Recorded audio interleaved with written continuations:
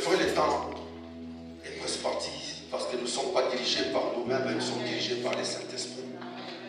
Le thème d'aujourd'hui est intitulé Résister. Est-ce qu'on peut répéter tous? Résister. Je n'ai pas entendu. Résister. Résister encore. Résister. Wow. Bien-aimés, vous savez, quand Dieu nous a pris, il nous a fait passer par des chemins des fois difficiles, très difficiles. Dieu nous fait toujours passer par des chemins difficiles, pas toujours faciles. C'est pour cela qu'il y a beaucoup de chrétiens qui n'ont jamais compris la volonté de Dieu face à des situations qu'ils vivent.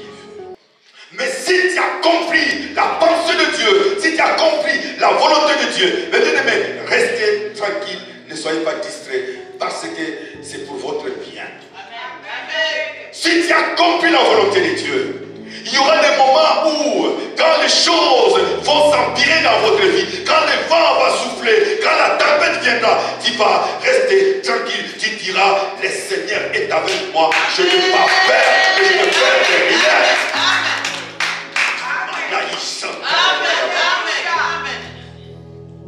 Le Seigneur nous a tellement fait voir des choses, des miracles, qu'à tel point quand j'arrive devant une situation, je dis,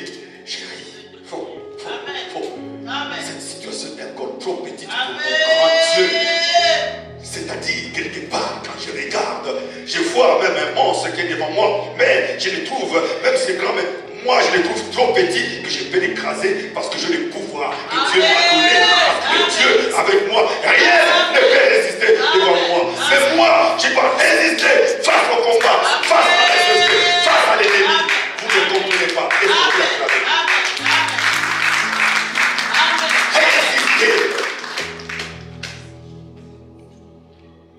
N'ouvrez pas la Bible parce que les temps part. Je vais vous lire tout de suite là.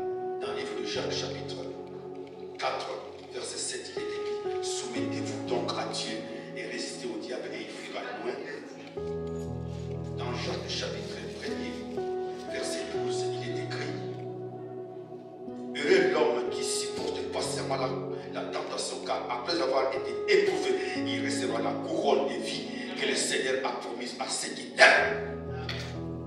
Mes frères, je vais vous raconter ce que l'Esprit me dit de vous dire aujourd'hui, parce que le Seigneur sonde vos cœurs et il voit vos vies. Ce n'est pas moi qui les connais, mais l'Esprit de Dieu, le Saint-Esprit voit.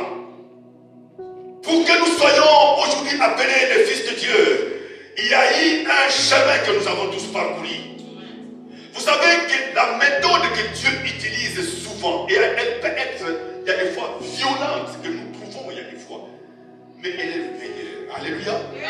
C'est-à-dire que quand tu regardes des fois, le chemin que Dieu nous fait passer, tu trouves ça qui est violent, il y a trop de violence dedans. C'est comme c'est le chemin par excellence pour que toi, tu puisses avoir la couronne de vie, pour que toi, tu puisses avoir la victoire, pour que toi, tu puisses avoir raison, pour que toi, tu puisses marcher dans la gloire. Il faut que tu passes ce chemin-là. Si tu ne passes pas par ce chemin-là, il n'y a pas de victoire, il n'y a pas de raison, il n'y a pas de gloire, il n'y a pas de couronne. C'est un chemin obligé, mais il faut que nous le sachions. Je vais vous raconter une petite histoire avant que nous entrons dans notre prédication. Vous savez, il y a eu un moment dans ma vie, pendant que j'étais célibataire, Dieu m'avait dit dans le cœur, il m'avait mis dans le cœur que je devais épouser ma femme, celle qui est avec vous ici. Vous savez, être jeune à ce moment-là, quand on est seul, on vit seul, car personne qui vous surveille.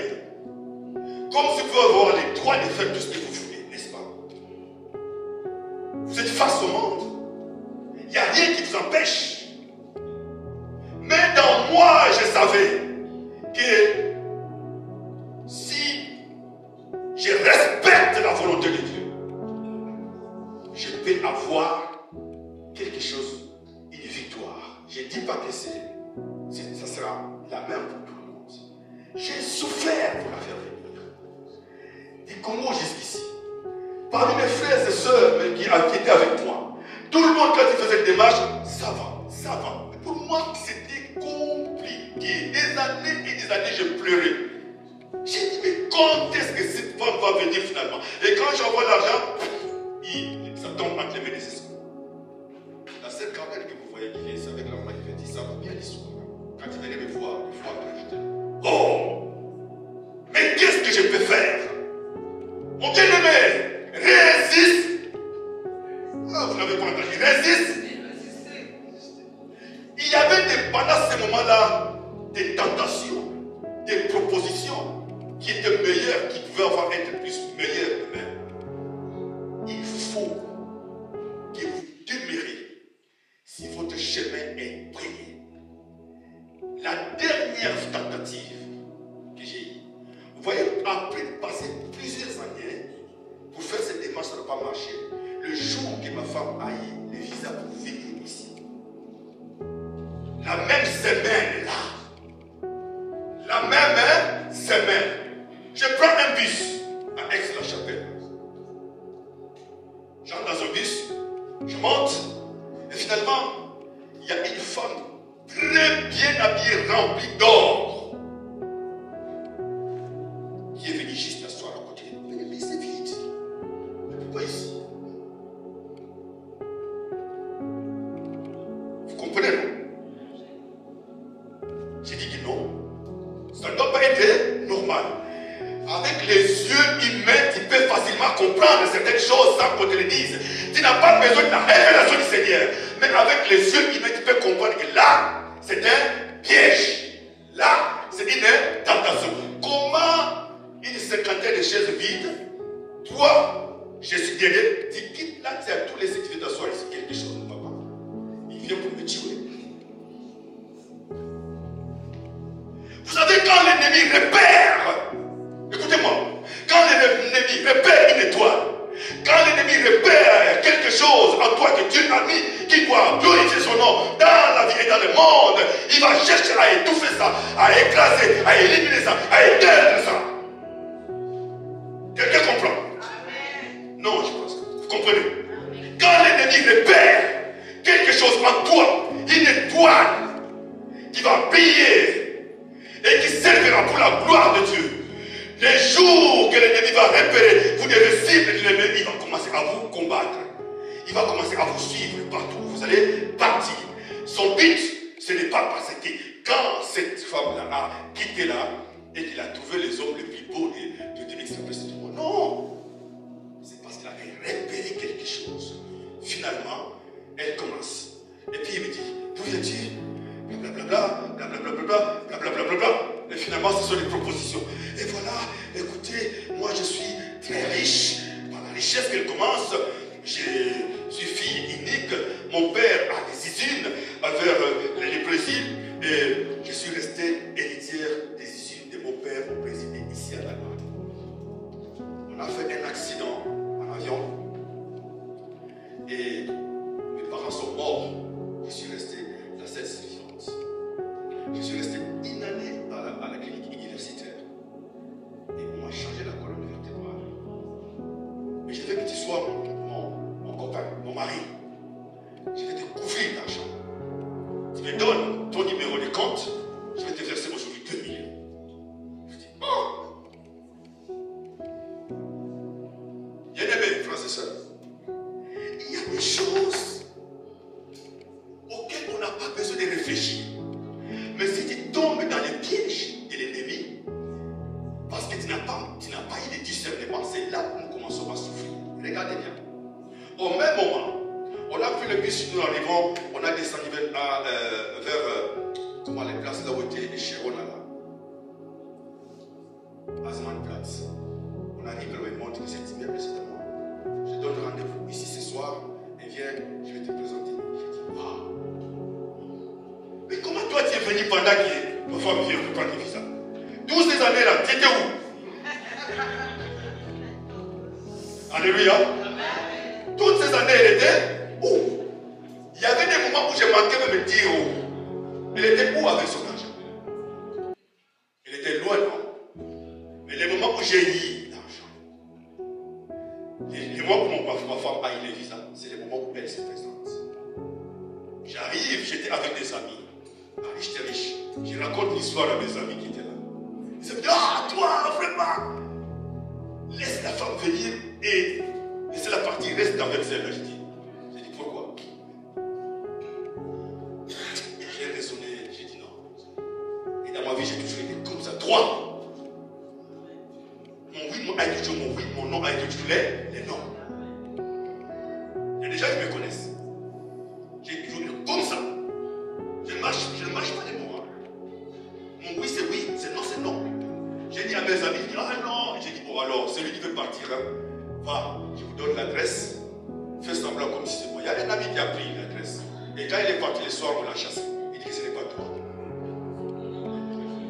Alléluia. Mais qu'est-ce qui était caché là-dessus? Là était un piège. Vous savez, quand l'ennemi vous approche, quand vous voyez une tentation comme ça, c'est-à-dire, la bénédiction est proche. Amen.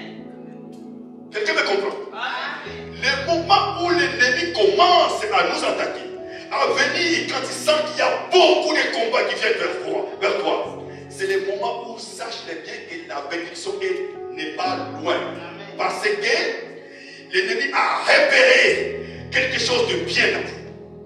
Pendant qu'elle m'a fait cette proposition, j'ai dit non.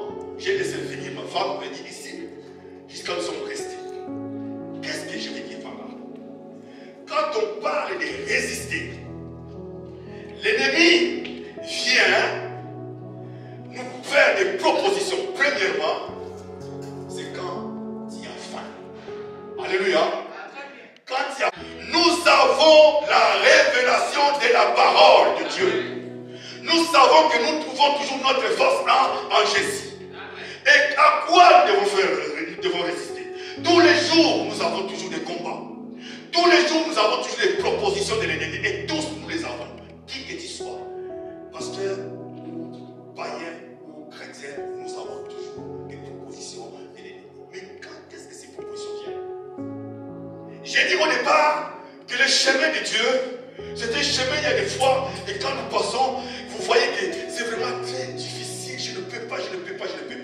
Mais le Seigneur veut que tu passes ce chemin pour te rendre fort. Afin que quand tu seras face à l'ennemi, tu sois résistant. Et l'ennemi ne saura rien te faire au moment où la tentation viendra vers toi. Parce qu'il veut faire de toi une image de la gloire de Dieu. Une image de la gloire de Christ. Afin que le monde sache que vraiment tu es son fils, tu es sa fille. C'est pour ça qu'il faut résister. Regardez la tentation que David haït, Joseph haït. Joseph haït une grosse tentation face à la femme de Potiphar. Mais Joseph a résisté. Bien qu'on l'a accusé à tort. Mais derrière cette tentation, 2 ans, 3 ans plus tard, il y avait la gloire de Dieu qui l'attendait, qui était réservée. C'est à cette raison que l'ennemi avait vu que Joseph serait un grand homme dans l'avenir. Alors pour casser ces rêves-là, pour casser cette destinée-là, il faut le causer, il faut le combattre. Le combattre comment? Il va utiliser des moyens qui sont là où vous sentez des fois faibles. Vous savez, quand Joseph était tenté, la Bible dit ceci, que Joseph en les regardant, il était beau de figure. Donc par sa beauté, il avait des tentations qui venaient vers lui. Mais il était un homme intègre. Pour qu'il puisse arriver, bien aimé, qu'il soit le premier ministre à gouverner l'Égypte, ce n'était pas chose facile. Vous croyez que la bénédiction que nous cherchons tous les jours, c'est une chose facile? C'est une chose qui se donne avec un prix. Nous devons payer un prix pour le Seigneur. Dieu ne nous donne pas des choses facilement comme ça. Il le sait pourquoi. Parce que c'est une chose dont nous ne sommes pas capables de les gérer. Pour que tu sois capable de les gérer, il faut que tu traverses des moments. Il faut que tu te formes, il faut que tu tailles, il faut que tu te change, il faut que tu te restaures. En fait, quand la bénédiction viendra, tu seras sage, compétent, digne de gérer pour la gloire de Dieu. Parce que ce que Dieu donne, la Bible déclare, c'est la bénédiction d'éternel qui enrichit les cœurs, chacun. Il y a des gens qui ont passé des moments dans la prison parce qu'ils étaient innocents. Mais ils ont résisté. Et qu'est-ce qui s'est passé? Dans la prison, ils avaient confiance en Dieu. Il y avait des propositions. Il y a des gens à qui on avait des grandes propositions pour haïr Dieu et pour abandonner le chemin du Seigneur. Mais ils ont résisté, ils ont dit non, nous restons. Je reste fidèle et franc avec mon Dieu. Aujourd'hui, mes bien-aimés, regardez bien les chrétiens. Les chrétiens d'aujourd'hui sont devenus faibles. Sont devenus faibles. Faibles comment? Pour un petit rien. Un petit rien, rien du tout.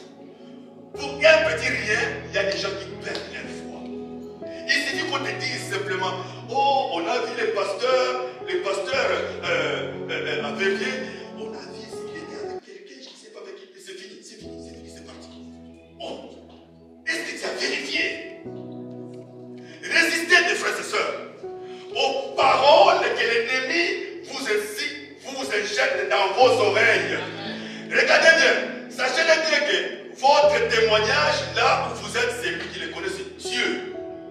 Quelqu'un me comprend? Amen. Votre témoignage, c'est Dieu qui les connaît. Amen. Mais quand cela arrive et que tu peux entendre ça, fais attention de ne pas tomber dans les pièges de l'ennemi. Parce que l'ennemi peut te décider et il dit aussi là, la parole. Amen. Cette parole que tu vas entendre, qui vient infecter ta foi, à un tel point que tu pries des fois, 2 fois, tu ne pries plus parce que tu as été infecté par une parole qui t'a vraiment vexé. Ce n'est pas l'œuvre de Dieu, mais c'est l'œuvre de l'ennemi. L'ennemi ne veut pas que tu puisses continuer à prier, alors il va chercher à attaquer ta foi. Il y a de cela 3 mois en arrière, je suis allé dans une vieille voiture avec famille vers Bruxelles, avec ma femme. Nous arrivons dans la veille de voiture. Pendant tous ces moments-là, la nuit, ils ont chanté, on essayé de prier jusqu'à 22h, 3h du matin. On devait attendre jusqu'à demain à 10h pour aller à l'enterrement. Je ne peux pas rentrer avec ma femme et retourner encore à Bruxelles. J'ai dit à ma femme, écoutez, nous allons prendre un hôtel, on va dormir pour ne pas faire le tour. On a pris un hôtel, nous arrivons à la réception, c'est une chrétienne qui m'accueille. Alors, au moment où je présente, je dis, donne les gens, elle commence à s'éclater de rire. Elle s'éclater de rire. Je lui dis, je suis pasteur. Elle s'éclater de rire. Je dis, comment va-je marcher le monde? Le monde ne marche pas comme nous le croyons. Les personnes avec qui nous sommes, avec qui nous avons en face, ne pensent pas de la même manière que toi tu penses. Amen. Parce que notre pensée, notre raisonnement a été rénové. La Bible déclare, la Bible des Romains, ne vous confiez pas au siècle présent, mais soyez transformés par les renouvellements de l'intelligence afin que vous discerniez ce qui est parfait et bon pour le Seigneur. Mais nous avons été renouvelés. Notre façon de penser est différente de la façon de penser du monde. Donc, quel que soit l'obstacle, quel que soit les problèmes que je peux rencontrer, je dois d'abord raisonner comme un enfant de Dieu. Je dois d'abord raisonner comme quelqu'un qui connaît la parole. C'est-à-dire que la parole là qui est ici, c'est une parole qui doit me guider. Sur mon chemin de la vie, même ma façon de parler, ma façon de marcher doit être guidée par la parole. Parce que cette parole-là, c'est celle-là qui me donne comment je dois parler et mon intelligence est renouvelée. Sinon, on ne trouve pas des choses du monde dans nous. Mais qu'est-ce qui se passe? Pendant que l'ennemi repère notre faiblesse, il vient faire des propositions. Les propositions qu'il fait, il y a des fois nous tombons dans les pièges. Jésus, après avoir gêné 40 jours et 40 pour commencer son ministère, l'Esprit Jésus les conduit dans les déserts. Et dans les déserts, c'est là où l'ennemi vient, il comprend que cet homme a faim. Donc, comme il a faim, il faut que je lui présente à manger. Et quand il lui présente à manger, Jésus lui répond, qu'on ne tente pas de Dieu. La parole de Dieu nous dit qu'on ne tente pas Dieu. Et Jésus ayant compris que c'était dans ce moment-là que l'ennemi commençait à lui faire des propositions, il a résisté au diable jusqu'à ce qu'il est parti et il a eu la victoire. Résister veut dire comment on doit résister. Dans notre façon de résister au diable, premièrement, nous devons prier. Alléluia. Pour que tu puisses comprendre vraiment les pièges de l'ennemi. Quand tu ne pries pas beaucoup, quand tu ne lis pas la parole de Dieu, quand tu ne la médites pas, quand tu passes ton temps, mon frère, ma soeur, sur des choses du monde, à la distraction, c'est là où l'ennemi nous piège. Des fois, tu ne comprends pas que tu es tombé déjà dans les pièges de l'ennemi. Alors tu pars, tu es perdu, mais tu ne sais pas. Mais le Seigneur nous dit, si tu as compris là où tu es tombé, lève-toi, retourne et va vers le Seigneur. Il est fidèle et fort pour nous accueillir et aussi pour nous pardonner nos péchés. Résistez au diable. Parce que la parole que le Seigneur nous a donnée, elle nous a transformés pour nous donner la victoire, pour nous donner la vie, pour nous donner la couronne dans ce monde. C'est-à-dire que nous devons marcher dans ce monde de gloire en gloire. Mais face au combat, face à l'ennemi, nous devons résister. Et souvent quand nous disons que l'ennemi, oui, il y a beaucoup de choses auxquelles nous devons résister. Tu peux être malade, mon bien-aimé. La maladie t'a accablé. La maladie résiste. Mais cela ne veut pas dire que Dieu t'a abandonné. Tu vois, il y a des fois que c'est comme si tu veux. Mais cela ne veut pas dire que Dieu t'a laissé. Le Seigneur n'abandonne personne. C'est lui à qui il a confessé. La Bible déclare à tous ceux qui ont reçu, à tous ceux qui croient à son nom, il a donné le pouvoir de devenir enfants de Dieu. Lesquels sont nés ni de la volonté de l'homme, ni de la volonté de Dieu. Si tu as reçu Jésus, si tu crois en lui, sachez-le que tu as le pouvoir d'être enfant de Dieu. Mais quand tu es enfant de Dieu, mon frère, les combats sont là. Les combats sont de la maladie. Mais résiste à la maladie. La maladie n'a pas le pouvoir de te tuer. Non et non. L'apôtre Paul était malade. Le prophète Élisée, il est mort de terribles maladies. La Bible le déclare. Mais qu'est-ce que dit la Bible? La Bible dit que le jour où les rebelles sont venus enterrer un mort dans la tombe du prophète Élisée et que le corps a touché le sol du prophète Élisée, le mort a été ressuscité. Dieu a un plan. Et le plan de Dieu est tellement compliqué. La seule chose que nous devons dire, nous devons lui faire confiance. Vous savez, la nuit comme le jour, je te dis qu'il faut faire confiance en Dieu. Il y a des combats, mon frère. Et quand tu regardes ces combats, tu dis que non, je ne peux pas. Non, je suis pas fatigué. Ça a déjà commencé depuis longtemps. Mais comment ça? Qu'est-ce que j'ai fait? Non, calme-toi. Dieu veut te montrer sa gloire. Mais pour que tu arrives, mon bien-aimé, mais il faut t'effacer. Pour que tu sois fort, il faut t'entraîner, non? Pour être un grand champion, il faut passer à l'entraînement. Tous les jours, les champions du monde que vous voyez, les athlètes et tout ce monde, vous voyez qu'ils sont devenus champions du monde en vain. Tous les jours, ils sont dans l'entraînement. Ils passent au stade de sport. Ils ont un régime tout à fait compliqué. Et quand ils s'entraînent tous les jours. Et les jours qu'ils sont face à un championnat, vous voyez comment il va courir. Et à la fin, il a une médaille. Mais cette médaille, là, pour l'obtenir, il y a des sacrifices. Il y a un prix à payer. Et ce qui est chez nous, nous refusons de payer les prix quand Dieu nous amène pour voir sa gloire. Nous refusons de payer les prix. Vous croyez que Satan est plus fort que Dieu? Non. Satan n'est pas plus fort que Dieu. Mais dimanche passé, je vous avais dit qu'il y a un frère qui m'avait posé cette question-là. Pourquoi Dieu a laissé Satan vivre, non? Mais s'il a laissé le vivre. Mais ce n'est pas parce que Satan a le pouvoir sur nous, non. Ce pouvoir lui a été enlevé. Parce que s'il avait le pouvoir sur nous, il nous aurait tous tués. laquelle personne n'allait vivre. Pour vous dire que nous avons le pouvoir sur Satan. Nous avons le pouvoir sur